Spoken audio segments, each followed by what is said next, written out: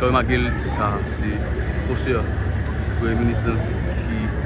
Oh, ça c'est Leslie Voltaire, c'est Leslie Voltaire qui descend là. Le président Leslie Voltaire qui descend à peine là. Ça c'est le président Leslie Voltaire qui descend.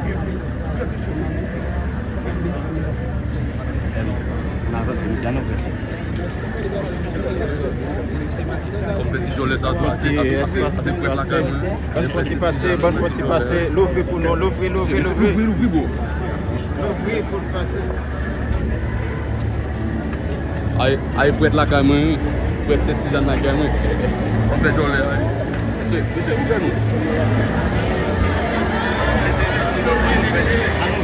Monsieur, l'ouvrir, monsieur. Faut-il l'ouvrir, monsieur, l'ouvrir. Monsieur, l'ouvrir. Oh, l'ouvrir, monsieur. L'ouvrir, pas comme ça.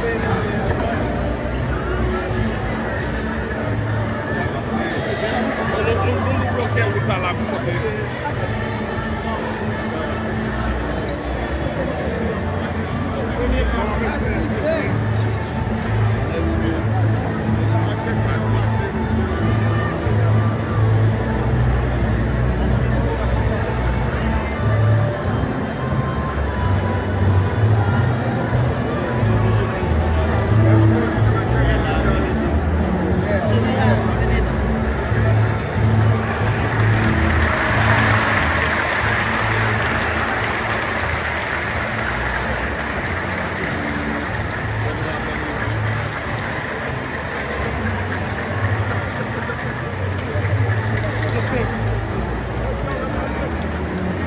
Je sais.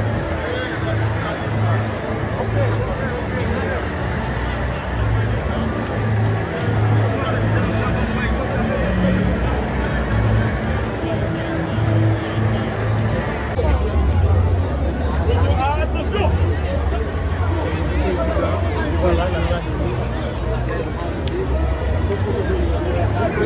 Monsieur.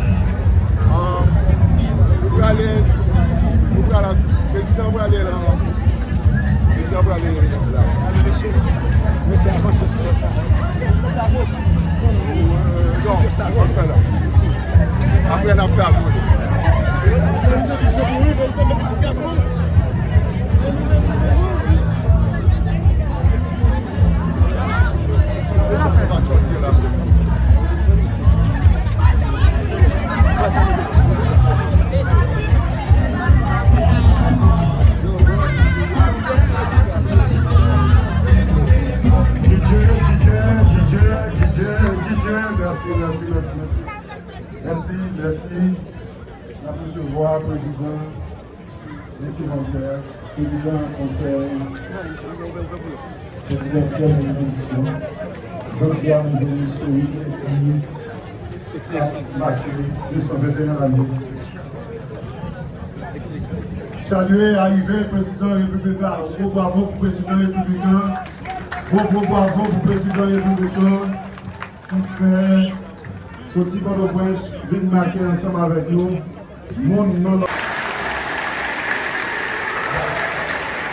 C'est le cri de la jeunesse, c'est le cri de toute la population.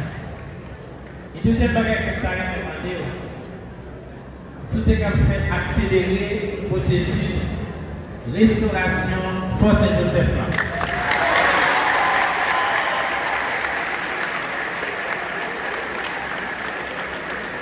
Si M.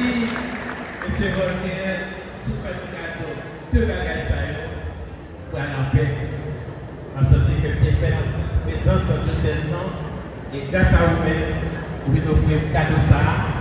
Puisque dimanche, si Dieu veut, le 1er décembre, c'est pour l'anniversaire, moi, j'ai 75 ans, donc c'est plus bel cadeau pour tes capables.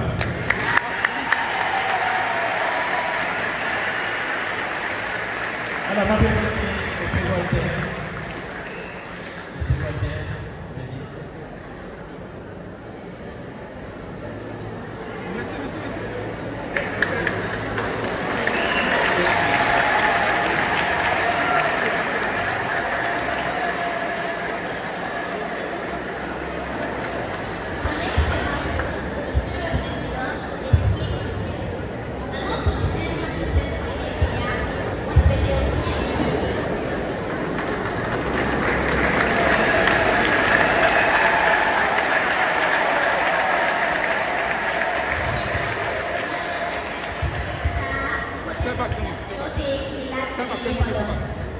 Excellence, je vous donne ce bouquet de mon nom.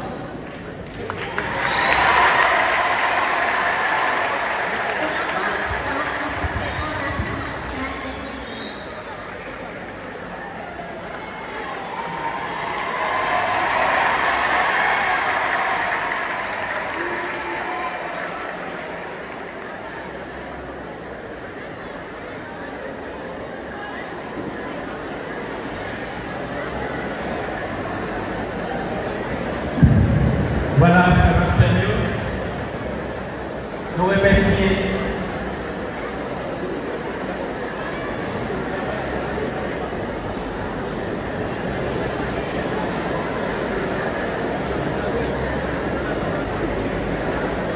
Monseigneur Guénès, africain généralement, pour présenter remerciements à tout le monde de bien. À tout le monde qui est de près ou de loin, qui permet de réaliser ça. Après ma bonne décision, il va accompagner le président pour qu'elle fasse passer ce placement, pour qu'elle délivre le message à la population de Fort-de-France.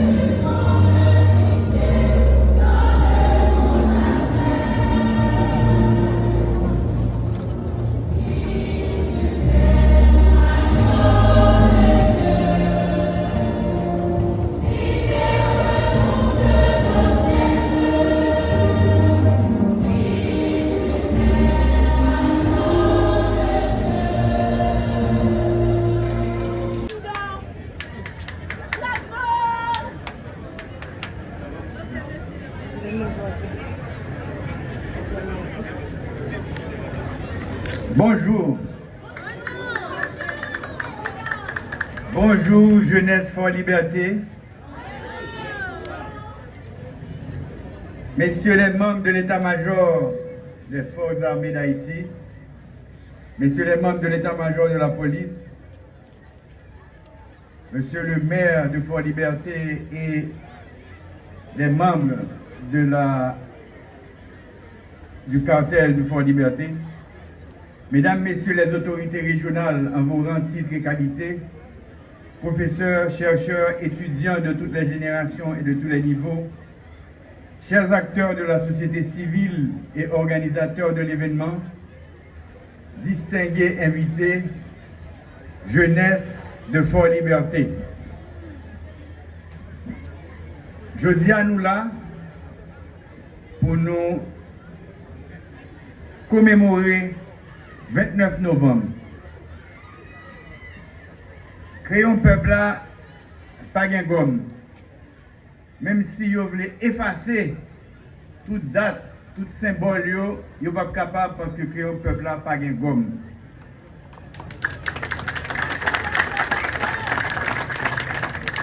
Il m'est cher l'honneur, en ma qualité de président du Conseil présidentiel de transition, de prendre la parole à l'occasion de cette cérémonie autour de la symbolique de la bataille de Vertières le 18 novembre 1803. Le 29 novembre, 11 jours après la victoire, Dessalines, Clairvaux, Christophe, ils sont sortis au Cap et ils viennent là pour signer un acte d'indépendance. Si à la fin de l'année 1803, on marque la conclusion d'une des plus grandes et glorieuses batailles de la guerre de libération nationale haïtienne,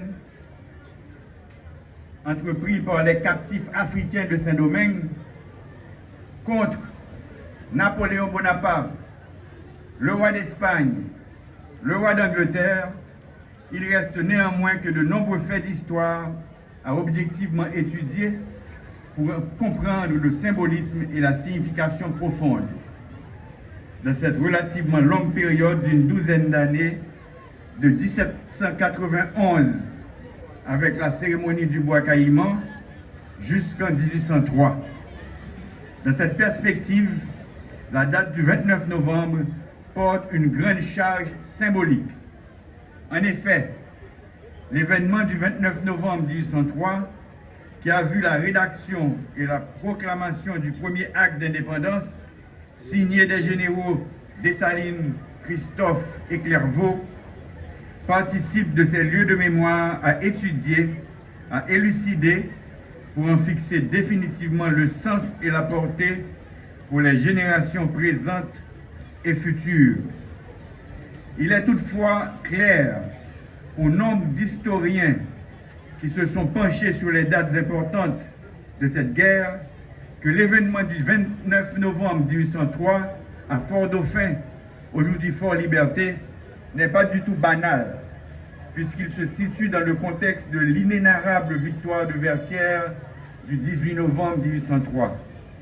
En effet, le lendemain de la défaite des forces militaires françaises de reconquête de Saint-Domingue et du projet de rétablissement de l'odieux système esclavagiste, il avait été dit à l'émissaire français et dans l'acte de capitulation transmis, reconnu et accepté par Donatien Rochambeau que le général Dessalines accordait un délai de 10 jours pour débarrasser le territoire, désormais libéré de tous les débris de l'armée française. Qu'un tel ultimatum fasse l'objet d'une commémoration exceptionnelle, cela se comprend aisément.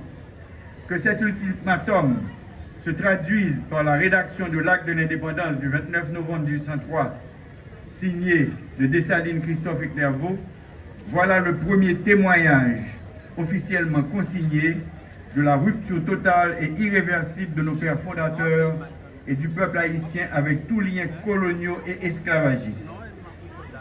L'acte signé à Fort-Liberté en ce 29 novembre 1803 porte les valeurs et les idéaux que chérissent tous ceux pour qui liberté, justice, égalité, dignité sont les valeurs qui sous-tendent toute vraie civilisation humaine. À travers cet acte, les jeunes Haïtiens, Africains et Afro-descendants ont signifié à l'humanité entière l'importance du courage, de la bravoure, de la détermination de combattre l'insécurité colonialiste et par la volonté de liberté, d'indépendance, de souveraineté, de justice, de dignité et de progrès chez tout peuple qui aborde l'oppression et la barbarie.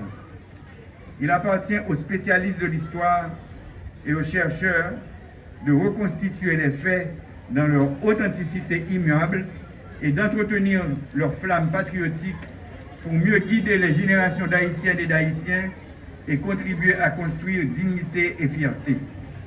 Le 29 novembre 1803 traduit officiellement la fin de l'asservissement des Haïtiens par le système esclavagiste et porte un coup formidable au mythe de la suprématie blanche, à la domination et à l'aveuglement de tous les peuples qui souillaient et détruisaient leur humanité dans des pratiques d'exploitation des autres, de non-respect des droits et dans leur volonté active de soumettre et d'exploiter d'autres peuples. Avec cette célébration du jour, jeunesse de la société civile et toutes les forces vives de Fort Liberté, cette jeunesse nous rappelle à nous tous ce qu'était la formidable contribution à la lutte de libération du pays du joug colonialiste, esclavagiste et raciste. Nous-mêmes, Arié Petit et Rosayo, vin en Fort Liberté Jodia, on dit devant tout le monde, nous pas oublier le sacrifice d'ancêtres nous. C'est ça que fait moi inviter nous dire ensemble avec vive Fort Liberté, vivions Haïti grand monde tête li, libre et prospère.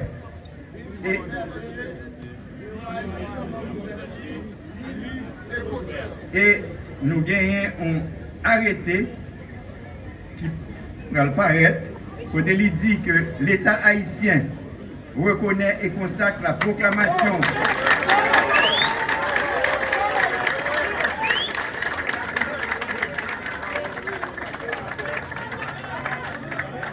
l'État haïtien reconnaît et consacre la proclamation préliminaire de l'indépendance du 29 novembre 1803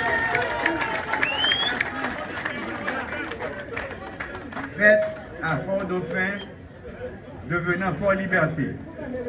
Article 2. Le 29 novembre est déclaré journée de réflexion sur les faits marquant l'histoire nationale. Au cours de cette journée, les institutions d'enseignement et de recherche et les stations de radio et de télévision organiseront respectivement des programmes de réflexion sur les faits marquants de l'histoire nationale et diffuseront les émissions de circonstances. Nous-mêmes, le Conseil présidentiel de transition, nous travaillons pour finir avec insécurité,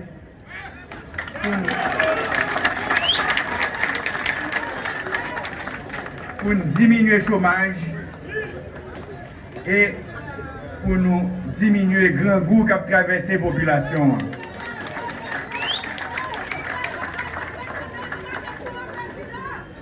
Nous travaillons pour que nous ouvrions pas Fort Liberté.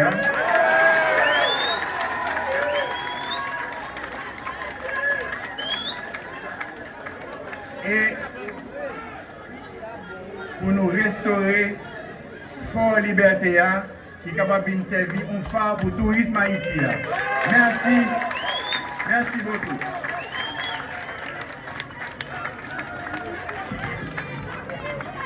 Monsieur Franz Terminus, inspecteur général de la PNH, chers amis de la société civile de Fort Liberté, chers amis de la presse parlée, télévisée, écrite et en ligne, jeunes Yogila, soldats, policiers, directeurs de l'école, Simon fondamental, dans secondaire, mesdames, messieurs, distingués invités. Nous rassemblons ici, là, aujourd'hui, sous place ça, dans le cadre de commémoration date 29 novembre, qui c'est une grosse date dans l'histoire du pays. Il est important pour nous là, parce que les jeunes qui là, Timounio et pays globalement, manquent de mettre accent sur date ça. C'est pour vous dire, en tant que ministre de l'Éducation nationale et de la formation professionnelle, Je me réjouis d'être ici parmi vous et avec vous pour commémorer un événement historique considéré par plus d'un comme fondateur de notre vie de peuple libre et indépendant. Le rassemblement du jour, en ce lieu symbolique de mémoire, peut s'interpréter d'une double logique. J'y vois premièrement la manifestation d'une volonté de réappropriation de notre histoire commune dans un contexte d'une culture mondialisée qui cherche justement à dégager une pensée unique où l'on assiste à la marchandisation des cultures autochtones, des cultures nationales et indigènes. Et dans un deuxième temps, une détermination à n'être plus des spectateurs passifs de construction de l'édifice national, mais plutôt des acteurs engagés et déterminés à signifier au pays et au monde notre volonté collective de nous impliquer dans le développement de notre pays. Chers amis de Fort Liberté, le pays vous a vu à l'œuvre à l'occasion de la construction du désormais historique canal d'irrigation, symbole de fierté de tout un peuple et manifestation d'un profond sentiment d'appartenance à une nation qui a fait l'histoire, qui a étonné le monde et qui étonnera encore le monde. Ce qui nous vaut d'être là à vos côtés aujourd'hui, c'est justement pour commémorer cet événement se situant entre deux grandes dates de notre vie nationale. Je vais citer le 29 novembre 1803, se plaçant entre l'extraordinaire victoire de nos pères fondateurs, nos héros, le 18 novembre 1803 à Vertières, et l'impressionnante proclamation de l'indépendance le 1er janvier 1804. Le 29 novembre, aujourd'hui, que vous célébrez, reste un événement peu connu par notre jeunesse, notamment la jeunesse scolaire et universitaire. Il marque cependant un puissant moment de notre vie nationale, symbolisant à tous la ferme volonté de mettre fin à un avilissant et honteux système esclavagiste, colonialiste et raciste, qui travaillait à dégrader l'homme, nos pères africains, nous, les afro-descendants. Rochambeau bâti à Vertières, servi octroyé un délai de 10 jours par l'état-major de l'armée indigène conduit par Dessalines pour débarrasser le sol désormais national des débris de son armée. À l'expiration de ce délai, soit le 29 novembre 1803, il a fallu montrer au peuple et au monde entier la ferme résolution de nous tous de périr plutôt que de vivre dans l'esclavage. Vive libre ou mourir. On se rappelle de notre slogan, une espèce de cri de ralliement. Vive libre ou mourir. Échec à ce projet antinational, nous avons bâti l'armée la plus puissante de l'époque. Je ne terminerai pas mes propos sans féliciter les valeureux citoyens et citoyennes de Fort Liberté, les acteurs de la société civile et tous ceux qui viennent de loin pour cette heureuse initiative visant à nous rappeler cette tranche de notre passé tout en proposant à la jeunesse du pays les voies de sortie de notre sous-développement et du marasme actuel. À vous tous, je dis, soyez fiers de vous, de notre histoire, du travail accompli par nos pères, nous-mêmes comme arrière-petit-fils. Merci au président Leslie Voltaire, l'architecte, d'être là avec vous. Merci à vous tous. Haïti pas péri.